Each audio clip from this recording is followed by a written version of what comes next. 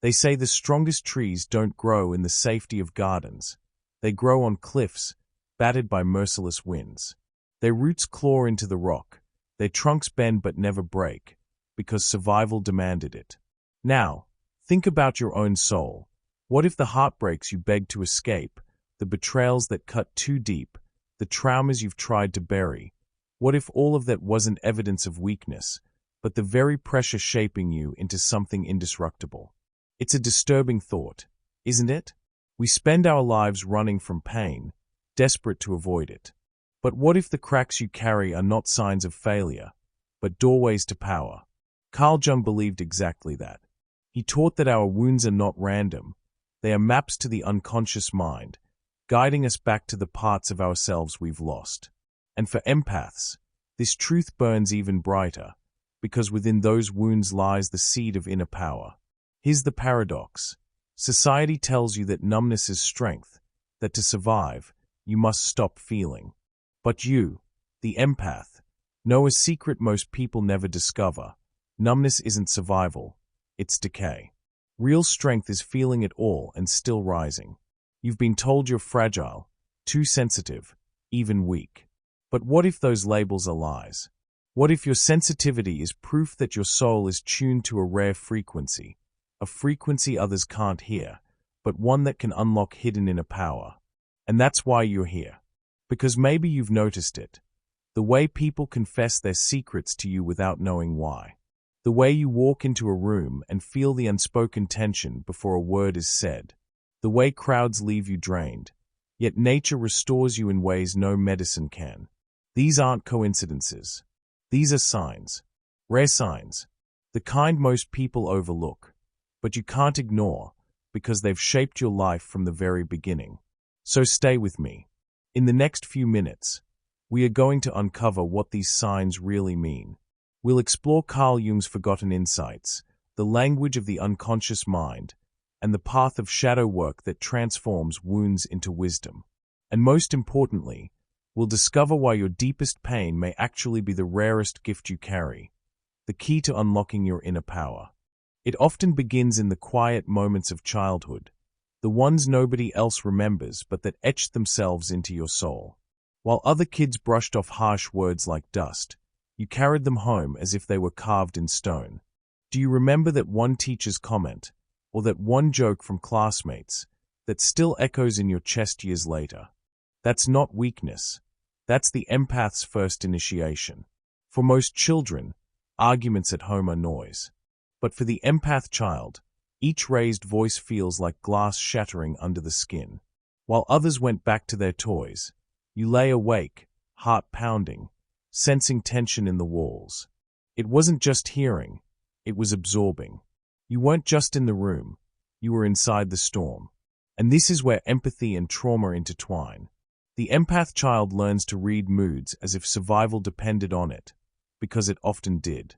That instinct to anticipate danger, to soothe others before they exploded, wasn't overcaring. It was self-protection disguised as kindness. Jung would say this survival skill sank deep into the unconscious mind, forming the earliest layers of your shadow. Think about it. Maybe you became the little peacekeeper, the good one, the one who fixed what was broken before it broke you. Adults praised you for maturity, but you weren't mature, you were vigilant. This vigilance became the cracked mirror through which you still see the world. And here's the haunting truth. Until you face those cracks, every reflection of yourself will be distorted. Jung once said, "Everyone carries a shadow." But for the empath, the shadow is more like a heavy cloak, woven not only from your own unspoken pain, but from the fragments you've collected from everyone around you. Imagine being a sponge, soaking up spilled emotions in a room. At first, you think it's your responsibility to clean it all. But soon, you realize you're carrying gallons of water that were never yours to begin with. This is the empath's burden and gift. You feel twice, once for your own wounds, and once more for the wounds of others. A co-worker's anger lingers in your chest long after they've forgotten the argument. A friend's sadness becomes a weight in your bones, heavier than even they feel it themselves. Signs you are an empath often show up in these very moments. the moments when you realize you're carrying a grief no one else notices. Jung's analytical psychology teaches that the shadow is not evil, it's repressed. For empaths, the repression is doubled. You internalize not only your own shame but also the guilt, fear, and rage of those around you. It's like walking through life with invisible suitcases in your hands. Each interaction, each projection, adds another stone. No wonder shadow work feels like opening a closet that's ready to collapse. But here's the hidden power. Within the shadow lies the key. Jung called shadow work a dialogue with the unconscious mind. For the empath, the dialogue often starts with dreams, strange synchronicities, or gut feelings that won't be silenced. What looks like chaos is actually a compass. What feels like unbearable weight is the material from which resilience is forged. Think about it in everyday terms. Maybe it's the heavy silence after an argument that keeps replaying in your head long after everyone else has moved on.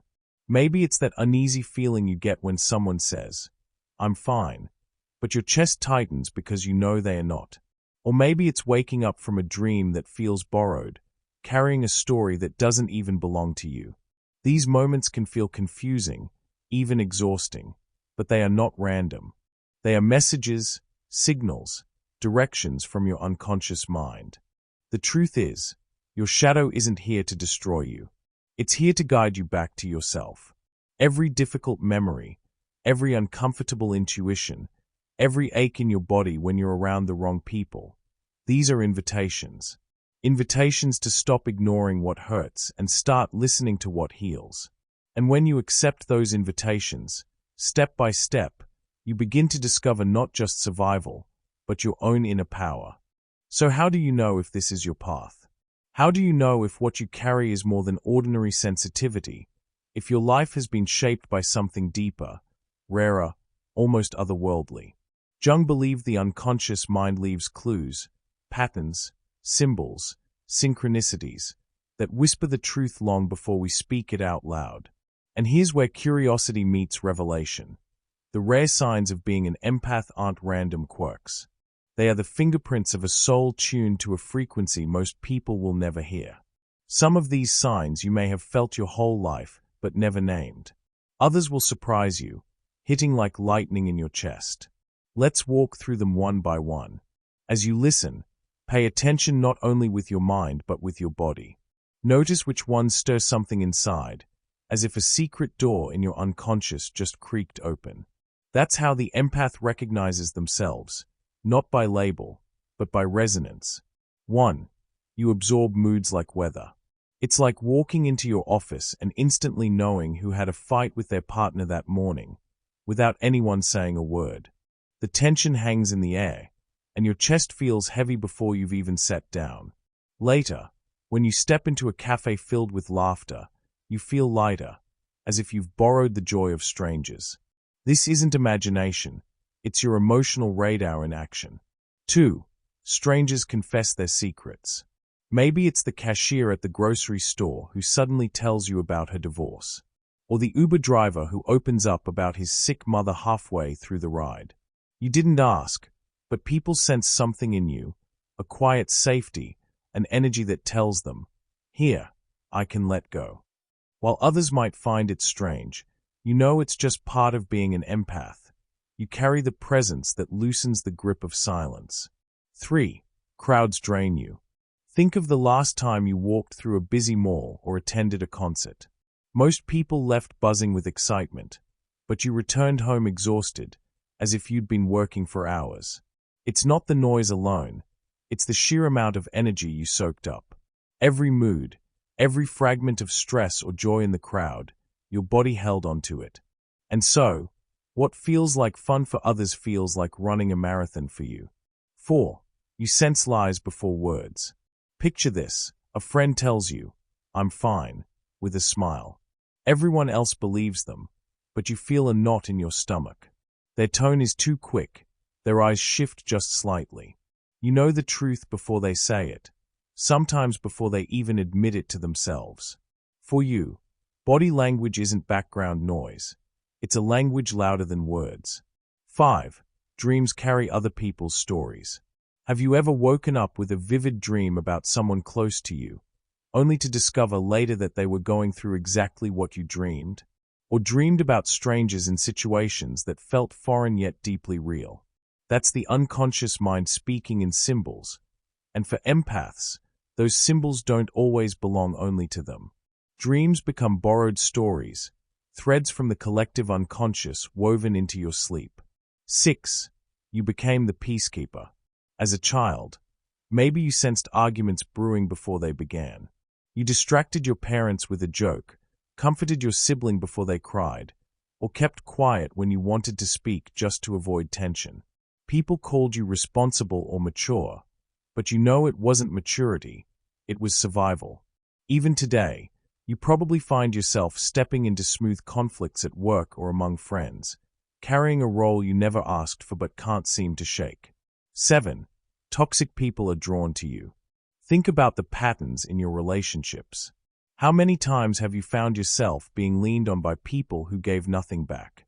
Maybe it was the coworker who always unloaded their stress, the friend who only called when they needed something, or the partner who drained you with constant demands. Toxic people gravitate to empaths because your openness feels like endless fuel. The challenge is learning that compassion without limits isn't kindness, it's self-destruction. 8. Solitude feels like oxygen. After a long day of conversations, you crave silence. You might turn off your phone, dim the lights, and just sit in stillness. For others, solitude feels boring or lonely. For you, it feels like breathing again. Without it, you feel scattered, like you've been pulled in 100 directions. Alone time isn't avoidance, it's restoration, the way your mind and body reset. 9. Nature heals you. It's no accident that you feel most alive under open skies. A walk in the park after a stressful day leaves you calmer than any pill could.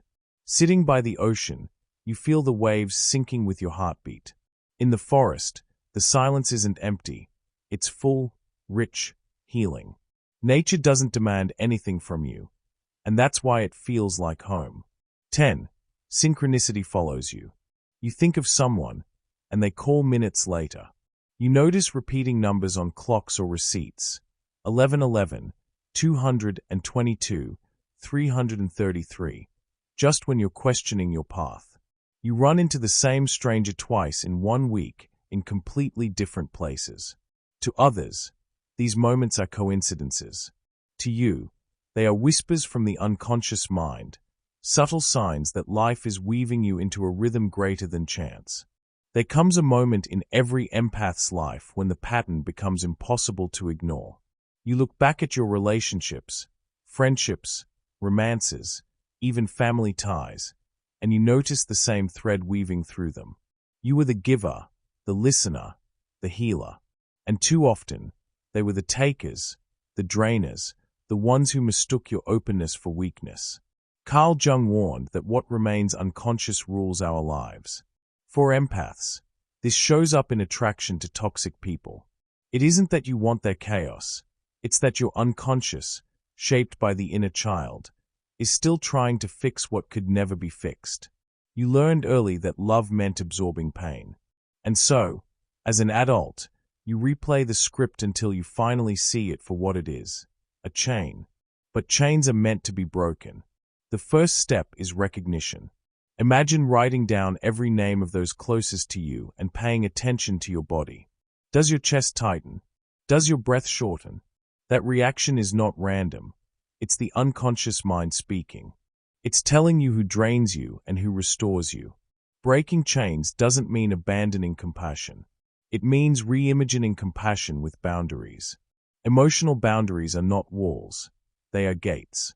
You decide what enters, how long it stays, and when it must leave. Saying no isn't rejection, it's preservation. And every time you draw a line, you reclaim energy that was never meant to leak away. And here's where empathy shows its double edge. Sometimes it's the very thing that saves lives. In the United States, there have been cases where victims of attempted kidnappings or assaults survived not by fighting back physically, but by connecting emotionally with their captors. In 2013, for instance, There were reports of a woman in California who managed to escape a carjacking by calmly speaking to the man holding her at knife point. Instead of panicking, she asked about his life, about his pain, and treated him like a human being rather than a monster. That simple act of empathy disarmed him more effectively than any weapon. He let her go. Psychologists call this humanizing the aggressor. Empaths do it instinctively. They read the shadow in others and mirror back understanding.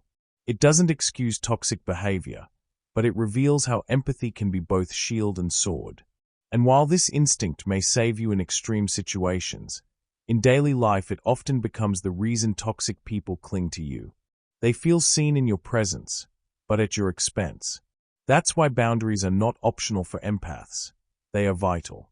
Because empathy without limits turns survival skill into self-destruction. You can listen without absorbing. You can understand without carrying. And you can care without sacrificing your soul. So ask yourself, who in your life thrives because you've never said enough? Who keeps returning because you've never closed the gate? Breaking chains isn't about abandoning love. It's about redefining it. True love, for yourself and for others, includes limits. Because a river without banks is not freedom, it's a flood. Pain, left unattended, becomes poison. But pain, when faced, becomes purpose. And no arena shows this truth more vividly than the world of sports. Take Simone Biles, widely regarded as one of the greatest gymnasts of all time. At the height of her career, she shocked the world by stepping back during the Olympics, admitting to mental health struggles. To many, it looked like weakness. But in truth, it was power, the courage to honor her limits in front of millions. By speaking openly, she transformed personal pain into a movement that gave athletes everywhere permission to protect their well-being. Or consider Michael Jordan. Before becoming a legend, he was famously cut from his high school basketball team. Instead of letting rejection define him, he used it as fuel. Every missed shot, every setback, became part of his shadow, a shadow he integrated into the fire that drove him to become one of the greatest athletes in history. And then there's Serena Williams, who battled injuries, public scrutiny, and even life-threatening health challenges after childbirth. Yet she returned to the court with determination, proving that resilience isn't the absence of struggle, it's the transformation of it. Her story mirrors the empath's path, turning adversity into strength, turning pressure into diamonds. These athletes embody individuation in motion, the Jungian process of integrating shadow and light. For empaths, the lesson is clear. Your wounds do not disqualify you. They equip you. What nearly broke you can become the very force that propels you into your highest purpose. Healing is not a single mountaintop moment. It's not waiting for a dramatic breakthrough or a voice from the heavens. It's the small, ordinary choices you make each day, the kind that seem insignificant in the moment but compound into transformation over time. For empaths, these micro-practices are like anchors in a storm, helping you hold steady when emotions threaten to sweep you away. Start with something simple. Say one no each day. It doesn't have to be loud or confrontational. Maybe it's at work when a colleague asks you to take on just one more task, and you're already stretched thin. The right time to practice this is whenever you feel that familiar knot in your stomach, the one that says, "I don't want to do this, but I'm about to say yes anyway." Catch that moment. Pause. And try the gentle no. "I'd love to help, but I can't right now." Another practice, borrowed emotion journaling. Each evening before bed, take 5 minutes to write down one feeling you carried that didn't feel like yours. Maybe after lunch you felt sudden irritation, but it wasn't about your day. It was about the coworker who vented to you. Maybe you returned from visiting family with sadness you couldn't explain. The right time to do this is before sleep, when the day is still fresh. Write it out and tell yourself, "This doesn't belong to me." It's like returning borrowed luggage at the end of the day, so you don't wake up heavier tomorrow. Don't forget the power of nature as medicine. It doesn't always require a grand trip to the mountains. Sometimes it's 10 minutes on your balcony in the morning sun, or a slow walk in the nearest park after work. The best times: early morning to set your tone for the day, or late afternoon when stress has piled up. Nature recalibrates your nervous system, reminding your body what calm feels like. For the empath, this isn't just refreshing, it's survival. And then there's synchronicity watching. Throughout the day, pay attention to patterns. Numbers on clocks, songs repeating, chance encounters. For example, you check the time during a stressful moment and see 11:11. Instead of brushing it off, pause and ask, what is this moment trying to tell me? The best time to do this is in transitions, when you're moving from one task to another, commuting, or even scrolling your phone. It's in those pauses that synchronicity whispers the loudest. Finally, weave in micro moments of grounding during the day. When you're in the middle of a crowded space and feel energy flooding in, excuse yourself for a 2-minute bathroom break. Breathe deeply, place your hand on your chest, and repeat silently, "This is mine. That is theirs." When you feel drained after a meeting, step outside, touch a tree or even the wall of a building, and imagine releasing the emotions back into the earth. The when for this practice is clear. Anytime you feel overloaded. The where can be anywhere: an office hallway, your car, a quiet corner at home. These practices aren't dramatic, but they are decisive. They create structure where chaos once ruled. They remind you that you don't need to wait for a perfect future to begin healing. Healing begins in the now, in the no you say today, in the journal line you write tonight, in the breath you take in silence tomorrow morning. Small shifts, lived daily, unlock the path from surviving to thriving. And with every step, you come closer to your own inner power. They say the strongest trees don't grow in gardens. They grow on cliffs. If you've come this far, you've felt the wind, you've heard it howl through your branches, and yet, you're still here. Deeper roots, wider reach, clearer sky. What you once called too sensitive now looks a lot like truth-telling. What you once called weakness now reveals itself as training for inner power. Those rare signs you carry aren't glitches in your wiring. They are compass points. Feeling the mood of a room before anyone speaks, needing solitude like oxygen, sensing lies in the spaces between words. Each one is a signal. Not to hide, not to harden, to orient, to choose, to stand where your roots can actually hold. Shadow work is how you stop being chased by what you won't face. Boundaries are how your roots grip the rock. A gentle no once a day, a line in your journal where you return borrowed feelings, 10 slow minutes of air and light under an open sky. That's not self-indulgence, it's self-integration. Small acts, repeated, become the scaffolding of a new life. And remember what we named in the arena of sport. The setback that looked like an ending became fuel. The pause that looked like weakness became wisdom. Your story follows the same physics. When you stop apologizing for your sensitivity and start stewarding it, pressure becomes direction, not destruction. So here's your invitation. The next time your chest tightens around someone else's storm, step out for 2 minutes and breathe. This is mine, that is theirs. The next time guilt whispers after a boundary, let it pass. The next time synchronicity taps your shoulder, numbers repeating, a song resurfacing, treat it like a note from your unconscious, not a coincidence. You don't need to become someone else to be strong. You need to become fully yourself, shadow included. That's the key you've been carrying all along, the quiet door into your inner power. And let me leave you with this. Your worth is not measured by how much you carry for others, but by how true you remain to yourself. Love doesn't mean self-erasure. It means showing up as you are, without apology. Freedom is not found in pleasing everyone. It's found in finally breathing in your own rhythm. Confidence is not the absence of doubt. It's the decision to trust your steps anyway. Yes, help others. Yes, offer your heart. But never in exchange for your own soul. You are allowed to give without being consumed, to listen without losing yourself, to stand in your light without shrinking for anyone. That is the real secret of empathy, not drowning in the sea of others, but learning to sail your own ship while still guiding those around you. If this spoke to you, don't leave it on the screen. Live it today. Share this with someone who needs permission to breathe. Subscribe, turn on notifications, and tell me in the comments, which sign felt like a mirror, and which boundary will you draw first? The winds may keep blowing, but you're not the same tree that started this climb. You're rooted now, and you know the way.